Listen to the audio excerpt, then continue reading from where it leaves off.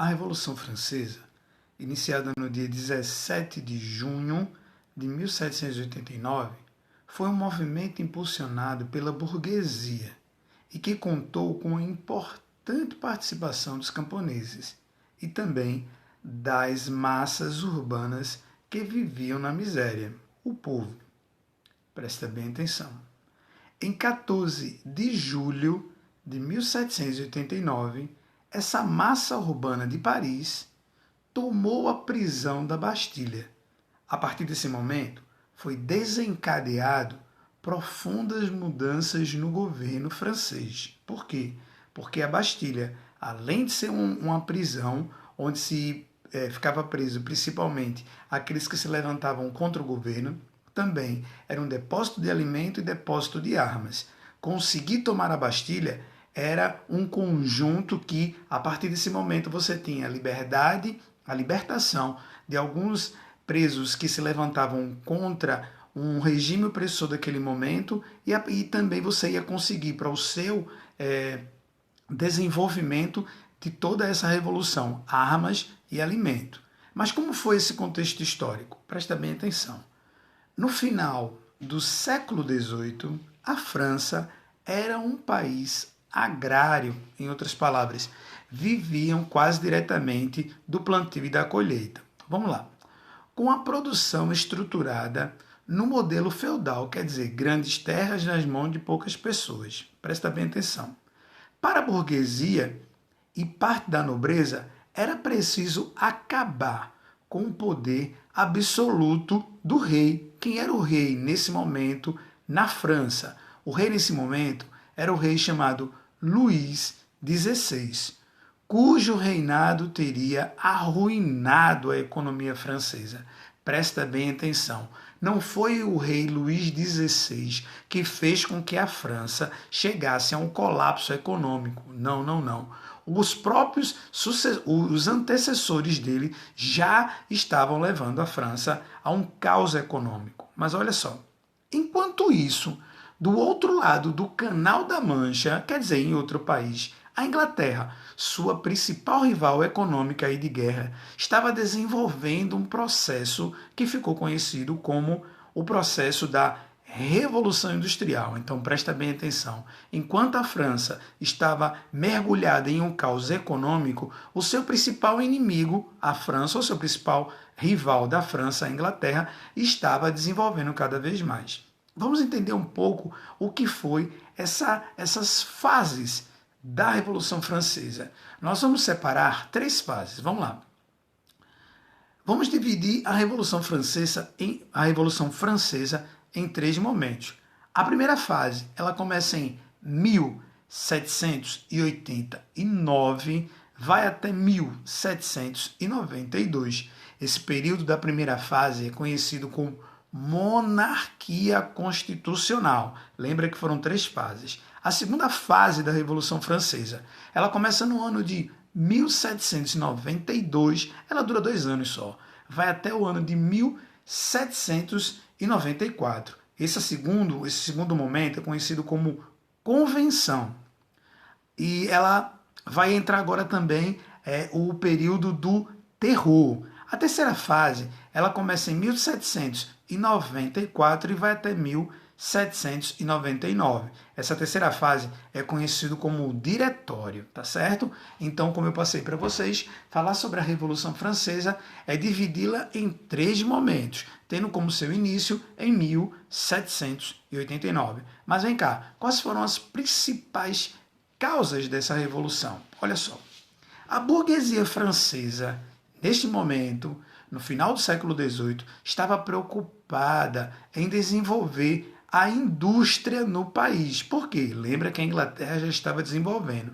Tinha como principal objetivo essa burguesia destruir as barreiras que resistiam à liberdade de comércio internacional. Por quê? Porque o controle comercial estava na mão do todo-poderoso rei. Em outras palavras, isso também você já tem que ter conhecido, o poder absolutista. Então, o que é que a gente pode identificar? Dessa forma, era preciso que se adotasse na França uma segunda burguesia. Em outras palavras, uma liberdade econômica. E tinha? Não tinha. Aí eu estou repetindo. O que a Inglaterra já estava desenvolvendo há algum tempo, a França estava estagnada. E olha como ficou a questão da burguesia. A burguesia exigia também a garantia de seus direitos políticos, pois era ela quem sustentava o Estado. Por quê? Peraí, não entendi. Por que era a burguesia que sustentava o Estado? Porque o clero e a nobreza estavam livres de pagar imposto. Peraí, não entendi. Eram divididos em classes. Toda a sociedade francesa era dividida em classe. Primeira, segunda e terceira classe. Ou, em outras palavras mais concreto, primeiro, segundo e terceiro estado. Preste atenção. Apesar de ser a classe social e econômica dominante, sua posição política e jurídica era limitada em relação ao primeiro estado e ao segundo estado. Peraí, e quando nós falamos em burguesia, ela está em que estado? Ela está na terceira classe, meu irmão. Em outras palavras, ela está no terceiro estado. Quando nós pensamos no contexto de hoje em dia, seria classe A, B e C. Quem é a burguesia? É a classe C. É a classe que tem a maior quantidade de pessoas, mas é a classe que é mais explorada. Muito parecida com os dias atuais. Tem que se falar do iluminismo quando se fala da Revolução Francesa. Por quê? Porque o iluminismo surgiu na França e se propagou entre os burgueses que queriam colocar, implantar, e foi através do processo do iluminismo, queriam implantar uma nova visão, uma nova forma de enxergar, de ver o mundo, de mudar principalmente o contexto econômico, filosófico e intelectual da França. A França estava extremamente atrasada. O que é que a gente pode falar mais? Esse movimento intelectual, que movimento? O iluminismo, que foi o iluminismo que também foi uma das pontes principais para o início da Revolução Francesa. Destinava, criticava, colocava várias críticas, principalmente às práticas econômicas mercantilistas do absolutismo.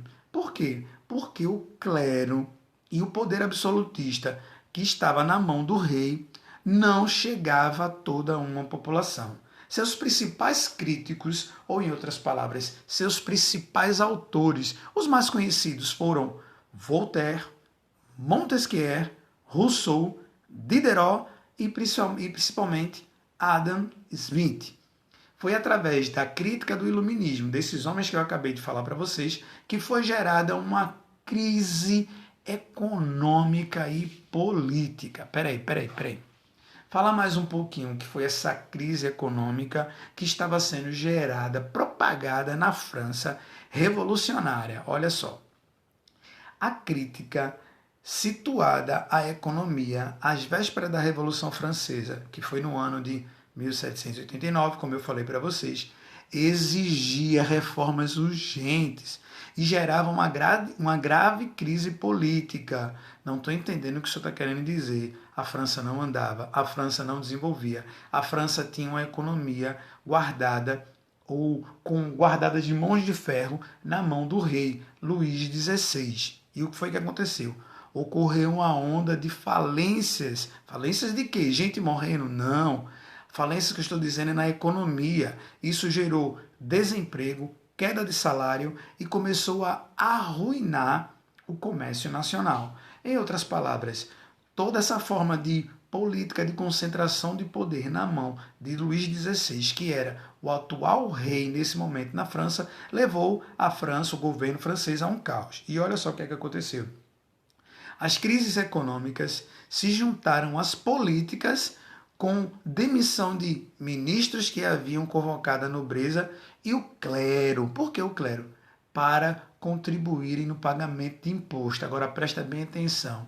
Quem fazia parte do clero não pagava imposto. Quem fazia parte da nobreza não pagava imposto. Então quem pagava imposto? O povo, em outras palavras, também uma grande parte da burguesia. Agora só que olha o que é que acontece. Quando o povo e a burguesia começou a pressionar, aí olha o que acontece. Pressionado pela crise, o rei Luís XVI convoca os Estados Gerais. E o que foi os Estados Gerais? Foi uma assembleia formada por 3 divisões da sociedade francesa. Eu falei isso para vocês já, que a sociedade francesa ela estava dividida em classes, tá certo? Primeiro, segundo, terceiro. Em outras palavras, primeiro estado, segundo estado, terceiro estado. Vamos lá. Quem era o primeiro estado? O primeiro estado, quem fazia parte dele, era o clero. Em outras palavras, gente, a igreja. Que igreja? Igreja católica. Segundo estado, era formado pela nobreza, tá certo? Primeiro estado, clero. Segundo estado, nobreza. E o terceiro estado? O terceiro estado era composto por todos aqueles que não pertenciam nem ao primeiro estado, nem ao segundo estado. Em outras palavras, quem não fazia parte da igreja e quem não fazia parte da nobreza francesa. E o que é que acontece? Quem fazia parte desse terceiro estado? O povo e os burgueses, como eu falei para vocês. Agora preste atenção. O terceiro estado era mais numeroso. Então, em outras palavras, tinha muito mais gente no terceiro estado. Os pobres, o povo, os trabalhadores agrícolas, era a grande maioria daquele processo de sociedade francesa. Então, o que foi que eles fizeram? Eles começaram a pressionar para que as votações das leis fossem individuais e não por Estado. Somente assim o terceiro Estado, gente, poderia passar a ter uma voz ativa. Por quê? Porque naquele momento, quando se votava, não se votava por quantidade de pessoas, votava-se por representantes do Estado. Então era um para o primeiro estado, um para o segundo e para o terceiro. Mesmo que o terceiro estado tivesse uma grande quantidade de pessoas, e tinha, eles não tinham direito a tantos votos, só tinha um voto. No entanto, olha o que aconteceu. Mesmo pressionado pelo terceiro estado, o primeiro e o segundo estado recusaram essa proposta e as votações continuaram a ser representadas apenas por estado. Então, peraí, deixa eu te explicar de novo. O terceiro estado queria que fosse distribuído por pessoas, então cada um poderia votar. O primeiro e o segundo estado, que tinha todo o privilégio, não queria, ele queria que fosse por representante. Dessa forma, reunidos no Palácio de Versalhes, lá na França, o terceiro estado, não sendo ouvido pelo primeiro e pelo segundo, o que foi que fez? A partir do primeiro estado, que era o clero, se separaram da Assembleia. E o que foi que aconteceu? O primeiro estado e o segundo estado, não aceitando a imposição do terceiro, que queria que a eleição fosse por pessoas, o terceiro estado vai se declarar como representante da nação. E aí o que é que vai acontecer? Vai ser formada a Assembleia Nacional Constituinte e jurando permanecer reunidos até que ficasse pronta a Constituição. Vamos fazer um breve resumo desse primeiro momento da Revolução Francesa. A Revolução Francesa começa no ano de 1789. A Revolução Francesa tem como, nesse período, o rei chamado Luís XVI. A Revolução Francesa, com o rei Luís XVI, tem um poder chamado poder absolutista. E o que era o poder absolutista? É o poder concentrado na mão de um monarca.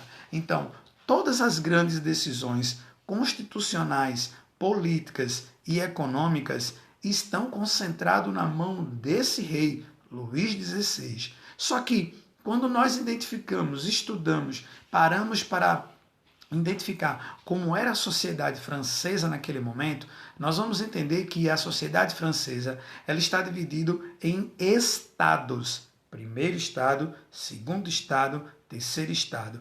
O primeiro estado, quem faz parte do primeiro estado é a Igreja Católica. Vai ser conhecido como o clero. O segundo estado, quem faz parte é a nobreza, aqueles que estão diretamente ligados ao rei. E o terceiro estado, quem faz parte, é a burguesia. Agora, preste atenção. A maioria da sociedade francesa estava dentro do terceiro estado, que eram os alfaiates, os agricultores, os grandes comerciantes. Esses fazem parte do terceiro estado, tá certo? Só que quando eles queriam mudar a forma de governo que estava sendo implantada naquele momento, já há muitos anos na França, o primeiro estado e o segundo estado não aceitaram. Por que não aceitaram? Porque o primeiro estado e o segundo estado tinham privilégios. Privilégios tal como não pagavam impostos, estavam isentos e ainda recebiam dinheiro do próprio rei, tá certo? Eram beneficiários de alguns privilégios que o terceiro estado não tinha. O terceiro estado, não aceitando isso, se juntou e queria fazer uma nova constituição, onde ficaria colocado também para o primeiro e o segundo estado pagar os impostos. Seria uma constituição que abarcava todos, como se fosse um mesmo, todos no mesmo direito, que não era dessa forma. Isso não foi aceito. Por que não foi aceito? Porque o primeiro e o segundo estado não queria perder os privilégios. Só que você tem que entender uma coisa. Lembra que a grande maioria estava concentrada no terceiro estado. Uma das principais coisas que eles queriam no terceiro estado era que os votos fossem por pessoas. E não era por pessoas, não. Não eram por pessoas. Os votos eram por representantes, tá certo? De estados. Primeiro estado, uma pessoa. Segundo estado, uma pessoa. Terceiro estado, uma pessoa. Não importa se na França, naquele momento, era mais de 24 milhões de pessoas que faziam parte do terceiro estado. Era muita gente. Era mais ou menos 250 mil que fazia parte do primeiro estado, 750 mil que fazia parte do segundo estado. E o que é que acontecia? Não era por pessoas, porque se fosse por pessoas, o terceiro estado ia ganhar de lavada.